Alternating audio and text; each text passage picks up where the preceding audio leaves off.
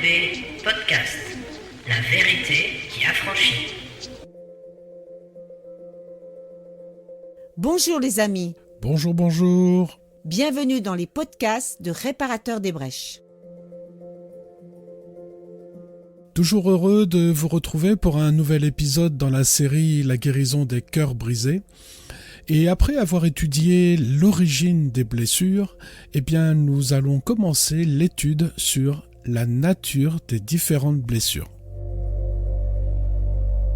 Bien que nous ayons tous des vécus différents, on va pouvoir classifier tous nos ressentis de blessures dans 6 natures de blessures distinctes. Le manque d'amour ou d'affection, le rejet, l'abandon, l'injustice, la trahison et l'humiliation. Avant qu'on entre dans le détail, j'aimerais quand même préciser une petite chose, c'est que chacune de ces 6 blessures peut, ou je dirais même, a de fortes chances d'être générationnelle. Et dans le cas des blessures générationnelles, on dit qu'elles sont un terrain fertile pour les blessures. C'est-à-dire que si tu as une blessure de rejet qui a été transmise par le générationnel, ça veut dire qu'il y a en toi un terrain qui a été préparé pour recevoir la graine de rejet qui va donner naissance à cette blessure.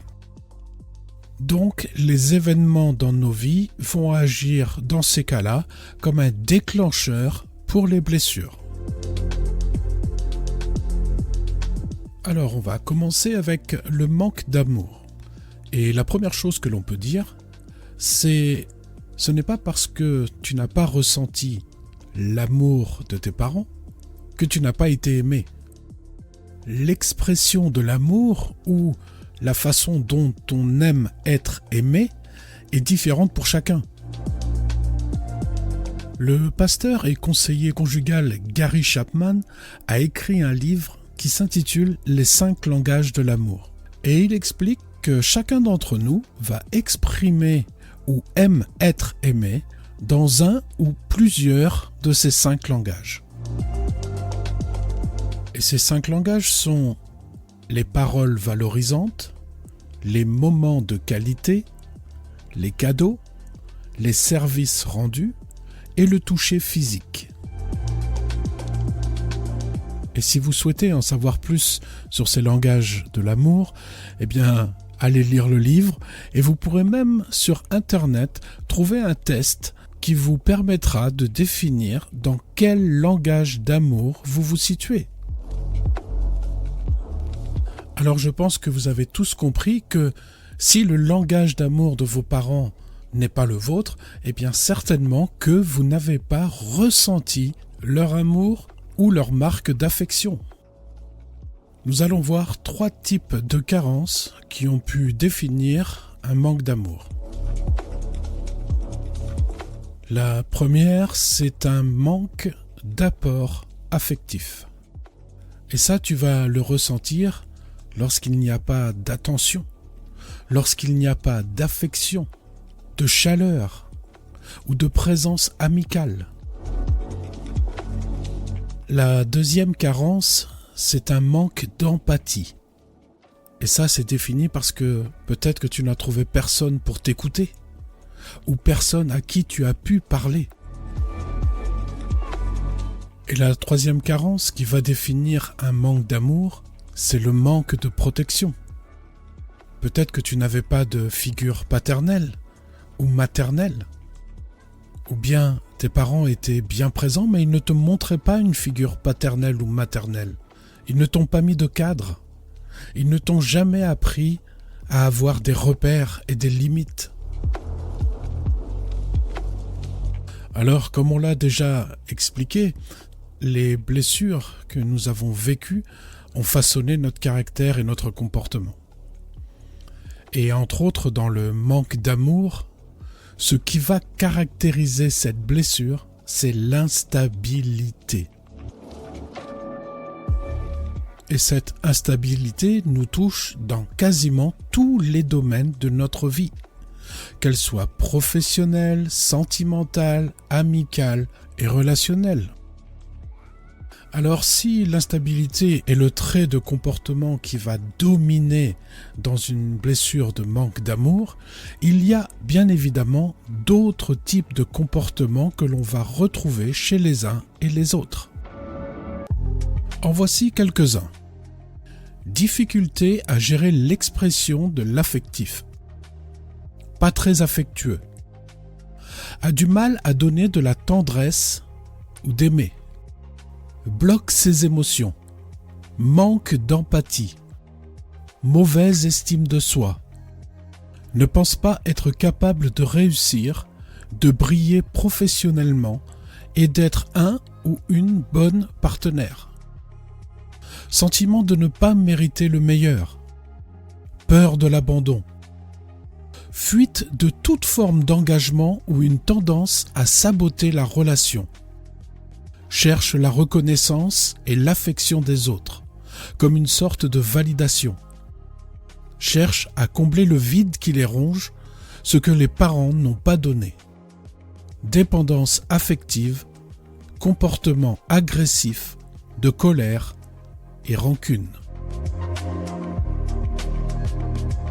Alors mon ami, si tu te retrouves dans ces traits de caractère et de comportement, eh bien c'est que certainement tu as souffert et tu souffres peut-être encore de ce manque d'amour que tu n'as pas reçu dans ta petite enfance et que certainement depuis tout ce temps tu cherches à combler ce manque. Parce que le manque d'amour, c'est comme un vide dans ton cœur qui va te pousser à essayer de remplir ce manque par des passions, par des relations affectives, relationnelles, mais qui ne pourront jamais te combler parce qu'il faut traiter le problème à la source. Seul l'amour du Père pourra venir combler ce vide qui est en toi depuis ta petite enfance. La deuxième blessure que l'on va traiter aujourd'hui, c'est celle du rejet. Le rejet se manifeste de 3 façons différentes. Tu peux te sentir rejeté, tu peux rejeter les autres et tu peux te rejeter toi-même. Alors le rejet peut se manifester dans ta vie de l'une ou l'autre façon, ou voire les 3 en même temps. Le rejet peut provenir d'une blessure directe. Et ça commence dès le fœtus par le rejet de la mère. Et pour cela, il peut y avoir plusieurs raisons. Peut-être que la conception est due à un viol ou à un inceste. Ou c'est peut-être une erreur de jeunesse. Ou comme on dit, un mauvais timing. Ou peut-être que tu n'as pas été désiré, mais accepté. Mais le rejet peut être aussi causé par un déni de grossesse. Mais dans tous les cas, même si tu as accepté par la suite, la semence de rejet a déjà été semée dans ton terrain fertile.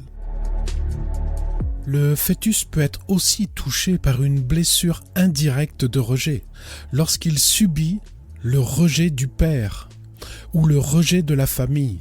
Et là, c'est encore le ressenti de la maman qui va être transmis au fœtus. Et puis il y a une 3e voie d'accès pour la blessure de rejet, qui cette fois-ci n'est plus dans le fœtus, mais dans notre petite enfance, c'est par répercussion. Ce sont des paroles répétées. Ces paroles que tu entends sur ton physique, ton mental, ton intellect, peut-être ton origine ethnique ou religieuse. Mais ça peut être aussi par une mise à l'écart de tes parents, de tes frères et sœurs, de ta famille élargie, mais peut-être aussi à l'école et des autres enfants. Alors pour cette blessure aussi, il y a des traits de caractère et des comportements qui sont très marqués. Et ce qui va caractériser le comportement dans la blessure du rejet, c'est la fuite. Et là aussi, ça touche tous les domaines de notre vie. Alors voici quelques traits de caractère et de comportement qui sont caractéristiques à cette blessure de rejet. Peur du rejet de l'autre. Tendance à l'isolement, solitaire, à l'impression de passer inaperçu. Sentiment d'infériorité. Recherche l'approbation, l'affection, la reconnaissance. Perfectionniste. Une grande capacité d'adaptation aux autres. Mais le paradoxe, c'est qu'il a peine à s'intégrer dans un groupe. Adulte rêveur ou rêveuse, a du mal à aller au bout de ses envies. Il y a de la colère, dépression, anxiété, jalousie, addiction. Et il a peur de l'abandon, de décevoir et de perdre l'amour des autres. Alors, si tu t'es reconnu dans une majorité des traits de caractère et de comportement que nous venons de citer, c'est que certainement tu es animé par cette blessure de rejet et que tu as besoin là aussi de guérison et de la guérison du Père qui a envoyé son Fils unique pour mourir à notre place afin que nous ne soyons plus orphelins mais réconciliés avec lui et adoptés par lui en Jésus-Christ et que par son esprit, le cœur des pères soit ramené aux enfants et que le cœur des enfants soit ramené au Père. Voilà les amis, c'est la fin de cet épisode. C'était la première partie sur le thème de la nature des blessures de l'enfance. La prochaine fois, nous verrons la blessure d'abandon et d'injustice. Et pour ma part, il me reste à vous souhaiter une bonne réflexion autour de cette identification des blessures de notre enfance. N'oubliez pas d'intégrer le Saint-Esprit dans toute cette démarche, c'est très important les amis. Je vous dis à la prochaine fois, je vous embrasse tendrement dans l'amour de notre Seigneur Jésus-Christ, avec tout mon amour. À très bientôt. N'oubliez pas que vous pouvez retrouver le texte intégral de ce podcast dans notre site internet www.réparateurdesbrèches, tout en minuscules, tout attaché et tout au pluriel.fr. Vous pouvez nous adresser vos questions à réparateurdesbrèches, tout en minuscules, tout attaché et tout au pluriel, @gmail.com.